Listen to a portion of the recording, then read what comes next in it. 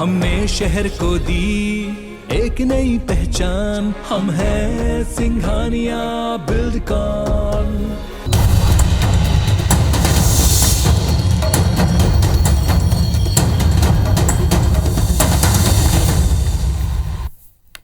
नमस्कार, मैं हूं आकांक्षा और आप देख रहे हैं IBC 24 छत्तीसगढ़ से जुड़े हमारे इस खास बुलेटिन में आप सभी का स्वागत है। देखते हैं खबरें विस्तार से। अंबिकापुर पहुंचे PCC चीफ मोहन मरकाम ने कहा है कि छत्तीसगढ़ में 60% अनुसूचित क्षेत्र हैं और इन इलाकों के आदिवासियों की संस्कृति में शराब बसी हुई है। महुए के फूल से लेकर सोमरस तक का तर्पण किया जाता है, लिहाजा इन इलाकों में शराबबंदी संभव नहीं। ऐसे में 40% क्षेत्र में सरकार क्या फैसला लेती है वो सरकार पर निर्भर करेगा। वहीं पिछली बीजेपी पर निशाना साधते हुए मरकाम ने कहा कि बीजेपी ने साल 2003 से लेकर साल 2013 तक कई वादे किए थे जो पूरे नहीं किए गए।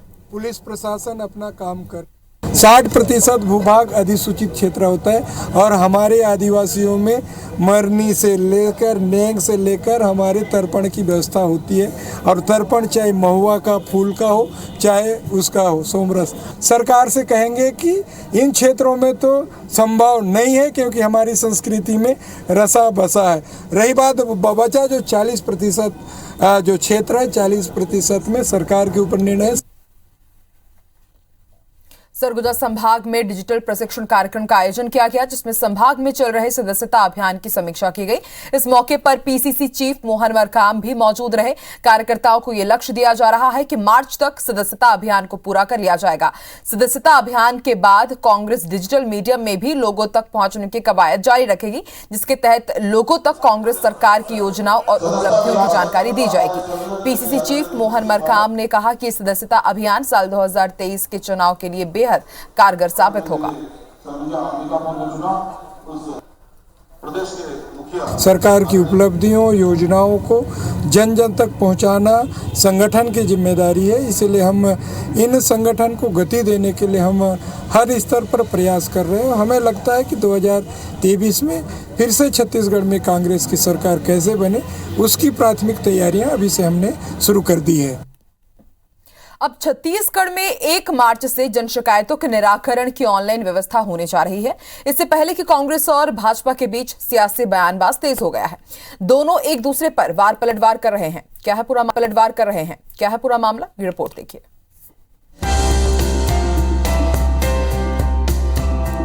छत्तीसगढ़ सरकार अब 1 मार्च से जन शिकायत के निराकरण के लिए ऑनलाइन व्यवस्था कर रही है। आम लोग अब अपनी परेशानी ऑनलाइन दर्ज करा सकेंगे। दरअसल सरकारी कार्यालयों में आज भी अधिकांश लोगों के काम एक बार जाने पर नहीं होते, इसलिए छत्तीसगढ़ में लोक सेवा गारंटी अधिनियम लागू किया गया है। लेकिन आज भी इस अधिनियम से सरकारी कार्यालय में आवेदन करने वाले लोगों को राहत नहीं मिल रही है।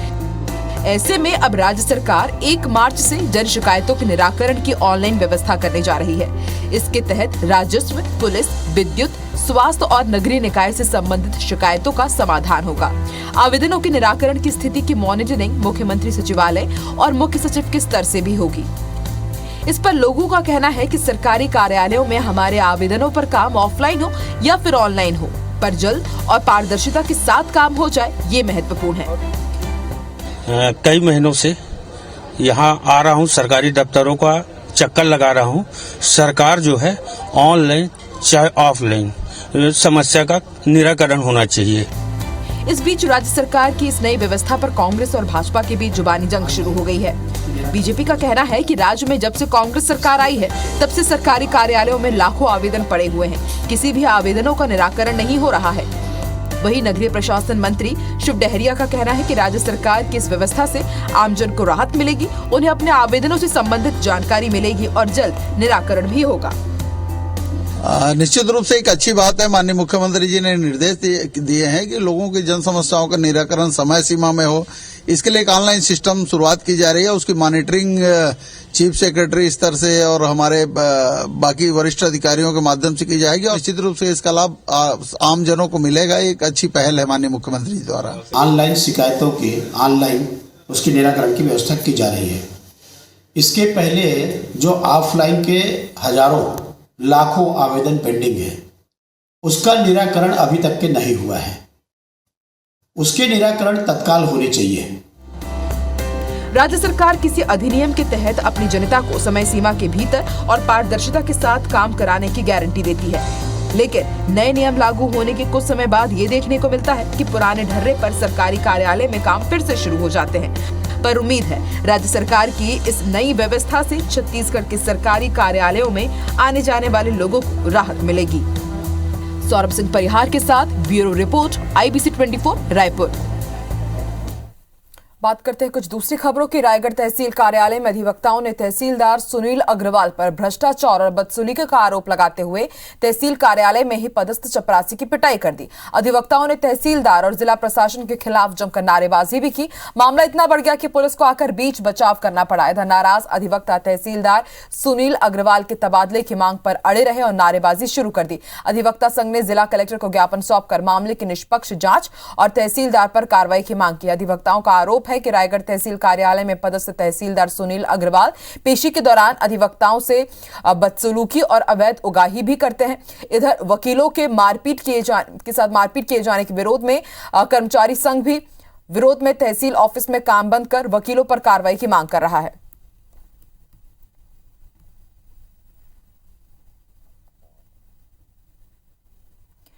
बीजापुर के बेदरे थाना क्षेत्र में नक्सलियों ने एक और इंजीनियर का अपहरण कर लिया है। दरअसल अबूझ मार्ग को जोड़ने वाली इंद्रावती नदी पर पुल निर्माण का मुआयना करने निकले इंजीनियर का अपहरण हो गया। इंजीनियर निजी कंस्ट्रक्शन कंपनी का कर्मचारी है। जिले में नक्सलियों का उत्पात लगातार जारी है।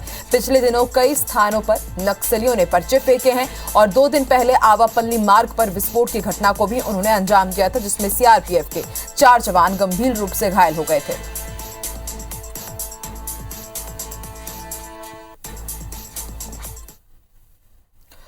दुर्ग जिले के हाई प्रोफाइल शिवांग चंद्राकर हत्याकांड का लगभग 2 महीने बाद खुलासा किया गया।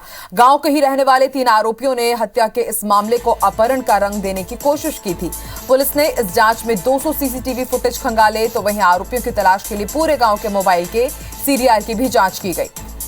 इस पूरी जांच में कुल 300 पुलिस कर्मचारी जुटे हुए थे, जिसके बाद तीनों आरोपियों की तलाश पूरी हुई। आरोपियों ने पुरानी रंजिश के चलते शिवांग की हत्या की थी। 6 दिसंबर को आरोपियों ने हत्या के बाद शिवांग के परिजनों से 30 लाख की फिरौती मांगने का प्लान किया था, लेकिन सफलता नहीं मिलने पर आरोपियों ने शव को शमशान किनारे तालाब के पास एक गड्ढे में डाल दिया। 5 जनवरी को नहर किनारे खेत में नरकंकाल के कुछ हिस्से मिलने पर पुलिस को सूचना दी गई। उसके बाद घड़ी टी-शर्ट से शव की पुष्टि की गई। एक आरोपी ने पंच चुनाव में मदद नहीं करने और दूसरे आरोपी ने जमीन खरीदी में नाराजगी के चलते हत्या की वारदात को अंजाम दिया था। शिवांग चंद्राकर की हत्या करके बॉडी को वहाँ डिस्पोज किया था, वो करना कबूल किया। हत्या की जो वजह बताई गई उसमें ये बताया गया कि जो मुख्य आरोपी है अशोक देशमुख, ये तीनों आरोपी गांव के रहने वाले हैं। पंच का चुनाव लड़ा था, बहुत कम वोटों से हारा था। उसको इस बात का शक था कि शिवांग चंद्राकर के परिवार ने उसको मदद नहीं की, जिसके कारण उसकी हार हुई। बिलासपुर में थाने में युवक के आग लगाकर घुसने और मौत के मामले में कलेक्टर ने मजिस्ट्रियल जांच के आदेश दिए हैं। एसडीएम बिलासपुर को जांच अधिकारी नियुक्त किया गया है। मजिस्ट्रियल जांच के आदेश के बाद एसएसपी ने निरीक्षक शनिप रात्रे को लाइन अटैच कर दिया है। दरअसल 4 फरवरी की रात को समीर खान नाम का युवक खुद पर आग लगाकर सिविल लाइन थाने में घुस गया था, जिसके बाद थाने में मौजूद पुलिसकर्मियों ने आग बुझाकर युवक को आनन फानन में गंभीर हालत में सिम्स में भर्ती कराया, लेकिन गंभीर हालत देखते हुए युवक को रायपुर रेफर किया गया था, जहां 9 फरवरी को इलाज के दौरान उसने दम तोड़ दिया। इसके बाद घटना को लेकर सवाल खड़े होने लगे और निष्पक्ष जांच की मांग होने लगी। एसएसपी पारुल माथुर ने मामले की निष्पक्ष जांच के लिए मजिस्ट्रेट नियुक्त करने के लिए कलेक्टर को पत्र लिखा। इस पर संज्ञान लेते हुए कलेक्टर ने मजिस्ट्रियल जांच के आदेश दिए। रायपुर की सिविल लाइन पुलिस ने नौकरी लगवाने के नाम पर बेरोजगारों से ठगी करने वाले गिरोह का खुलासा किया है। पुलिस ने गिरोह में शामिल डोंगरगढ़ के खुर्सी टिकुल गांव के पूर्व सरपंच कोमल महानदिया समेत बेटे प्रकाश, चॉइस सेंटर संचालक उमेश दिव्य और साई श्रीनिवास को गिरफ्तार किया है। आरोपी बेरोजगारों से सरकारी और प्राइवेट संस्थानों में नौकरी लगाने के नाम पर 2 से 2.5 लाख रुपए वसूल रहे थे। पुलिस ने आरोपियों के पास से 2 लाख नगद, राजस्व आपदा प्रबंधन विभाग, स्वास्थ्य विभाग, PWD समेत निजी संस्थानों के फर्जी नियुक्ति पत्र भी बरामद किए हैं। सिविल लाइन पुलिस ने बताया कि गिरोह के सदस्य जरूरतमंद लोगों को नौकरी दिलाने का भरोसा देते थे, फिर उनसे पैसे लेते थे। अब तक कुल 21 लोगों से लगभग 75 लाख रुपए लेने का खुलासा हो चुका है। गिरोह का मास्टरमाइंड साई श्रीनिवास है। फिलहाल पुलिस ने मामला दर्ज कर जांच शुरू कर दी है। प्रकरण में अब तक की विवेचना से प्रथम दृष्टया इनके द्वारा कुल 21 लड़कों से लगभग 75 लाख रुपए ठगी का मामला प्रकाश में आया। प्रकरण की विवेचना आगे की जा रही है। करेंगे बड़ी खबर का केशकाल से मिल रही है। बेकाबू होकर के घाट में एक ट्रेलर पलट गया है और NH30 में कई घंटों से लंबा जाम लगा हुआ है। हादसे की सूचना पर केशकाल पुलिस मौके पर पहुंची हुई है और ट्रेलर को हटाने की कोशिश जारी है। तस्वीरें भी हम आपको दिखा रहे हैं। बताया जा रहा है कि यहाँ पर सड़क जर्जर हो चुकी है और इसके कारण आए दिन कोई ना कोई बड़े हादसे और दुर्घटनाएं यहाँ पर होती रहती हैं। और ज्यादा जानकारी के लिए बात करेंगे हमारे सहयोगी प्रकाश से। प्रकाश, ताजा हालात कैसे हैं? जाम खुल पाया क्या? ट्रेलर को हटाया जा सका क्या?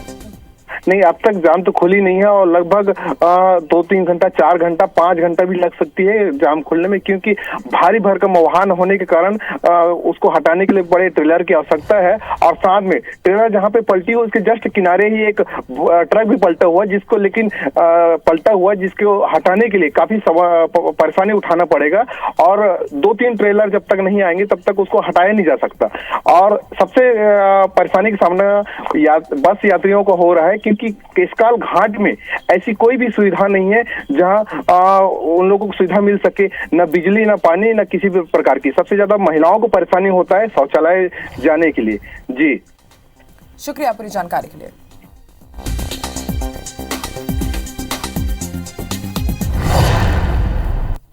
चलिए बढ़ते आगे। रायपुर संभाग में आने वाले जिला सहकारी केंद्रीय बैंक के कर्मचारी वेतन वृद्धि की मांग को लेकर हड़ताल पर है।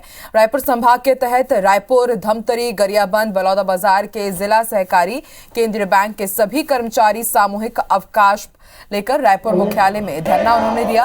कर्मचारियों का कहना है कि पिछले 2 साल से उनका वेतन नहीं बढ़ा है, जिससे उन्हें आर्थिक समस्याओं का सामना करना पड़ रहा है। कर्मचारी नेताओं के मुताबिक वेतन वृद्धि से सरकार पर अतिरिक्त बोझ नहीं आने वाला है, क्योंकि उन्हें वेतन बैंक के मुनाफे से ही दिया जाता है। कर्मचारियों ने वेतन वृद्धि नहीं करने के लिए पंजीयक को जिम्मेदार ठहराया है। उन्होंने चेतावनी दी है कि अगर उनकी वेतन वृद्धि नहीं होती है तो वो 18 फरवरी से बेमियादी हड़ताल पर चले जाएंगे। 5 जिले हैं। हम लोग अपने वेतन वृद्धि की एक सूत्री मांग के लिए आज सामूहिक अवकाश पे हैं। अनिश्चितकालीन 17 तारीख से बोल रहे हैं हम लोग ने अपनी मांग, अपनी जायज़ मांग, अपने हक के लिए पंजीयक महोदय से बहुत बार संपर्क किए हैं। उसके बाद हमारे उस पर विचार नहीं किया गया। पंजीयक की हठधर्मिता है, उसको सरकार को भी उस पर विचार करना चाहिए और हमारी जायज़ मांगों को पूरी करनी चाहिए। और अब बारी छत्तीसगढ़ की कोरोना अपडेट की। छत्तीसगढ़ में आज 946 नए केसेस मिले हैं और छत्तीसगढ़ में आज 2169 लोग स्वस्थ भी हुए हैं। तो छत्तीसगढ़ में कोरोना की रफ्तार तेजी से घटती हुई आज 946 नए केस मिले हैं और आज 2169 लोग स्वस्थ भी हुए हैं छत्तीसगढ़ में। इसी के साथ आपको जानकारी दे दें, छत्तीसगढ़ में अब पॉजिटिव दर घटकर 2.51% हो गई है और पिछले 24 घंटे में कोरोना के कारण 10 मरीजों की मौत हुई है। रायपुर की अगर बात की जाए तो रायपुर में फिर से सबसे ज्यादा 133 नए केस सामने आए हैं। राजनांदगांव में 78 तो वहीं दुर्ग में 79 नए केसेस सामने आए हैं। कबीरधाम की बात की जाए तो वहां पर 50, कोंडागांव में 41 और बिलासपुर में 46 नए मरीज मिले हैं।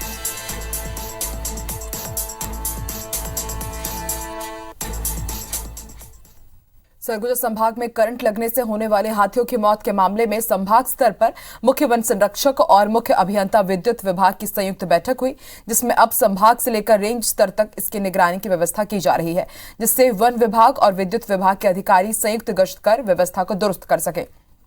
आपको बता दें, पिछले 3 साल में करंट लगने से अब तक 20 हाथियों की मौत हो चुकी है, जिसके बाद वन विभाग और बिजली विभाग के एक दूसरे पर लगातार आरोप लगाते हुए नजर आ रहे हैं। लेकिन व्यवस्था के बाद इस दिशा में सुधार की उम्मीद की जा रही है। इस ज्वाइंट अभियान से विद्युत विभाग को न सिर्फ जंगल के भौगोलिक स्थिति की जानकारी मिलेगी, बल्कि व्यवस्था दुरुस्त करने में उन्हें इसका लाभ भी मिलेगा। जहाँ जहाँ ये तार नीचे है उन तार को ऊपर किया जाए, इसके अतिरिक्त इंसुलेटेड वायर भी लगाएंगे। इसके बाद का चरण है कि डिवीजन लेवल पे एक बैठक होगी विद्युत विभाग के अधिकारी और इनके बीच में, और बाकी एसडीओज, रेंजर, और आपस में पॉइंट बताएंगे कि फिर और कहाँ कहाँ तार नीचे है उनको ऊपर किया जाए। कार्यपालन यंत्रियों के साथ और सहायक यंत्रियों और सभी के साथ उनकी टीमें गठित कर दी है और फॉरेस्ट विभाग से भी रिक्वेस्ट किया है। फॉरेस्ट विभाग भी एग्री हो गया कि दोनों साथ में मिलकर समन्वय के साथ में काम करेंगे। संभावना होगी तो वहां पे और रात को भी पेट्रोलिंग करेंगे साथ में। बिलासपुर को बहुप्रतीक्षित Tifra flyover, smart road, planetarium समेत 200 करोड़ के प्रोजेक्ट की जल्द ही सौगात मिलने वाली है। मुख्यमंत्री के हाथों शहर को ये सौगात मिलेगी। जिला प्रशासन इसके लिए फरवरी के अंतिम सप्ताह में मुख्यमंत्री को आमंत्रित करने की तैयारी में है। दरअसल लंबे समय से शहर को इन प्रमुख परियोजनाओं के पूरा होने का इंतजार था, लेकिन कोरोना और निर्माण कार्यों की धीमी रफ्तार के चलते प्रोजेक्ट तय समय से लेट चल रहे थे। हालांकि अब निर्माण कार्यों को पूरा कर लिया गया है। इसमें प्रमुख रूप से तिफरा फ्लाईओवर का लोगों को सबसे ज्यादा इंतजार है। रायपुर बिलासपुर मुख्य मार्ग में ट्रैफिक दबाव कम करने के लिए 66 करोड़ रुपए की लागत से इस फ्लाईओवर को बनाया गया है। इसी तरह व्यापार विहार, स्मार्ट रोड और एपीजे अब्दुल कलाम प्लेनेटोरियम का भी काम पूरा हो गया है। बहुत सारे निर्माण कार्य ऐसे हैं जो कंप्लीट हो गए हैं और बहुत सारे निर्माण कार्य ऐसे हैं जिनका भूमि पूजन भी होना है। बहुत ही जल्द माननीय मुख्यमंत्री जी के हाथों इन सब कार्यों का लोकार्पण, भूमि पूजन जो है करवाया जाएगा। और इसी के साथ इस बुलेटिन में फिलहाल इतना ही। आप देखते रहिए IBC 24। नमस्कार।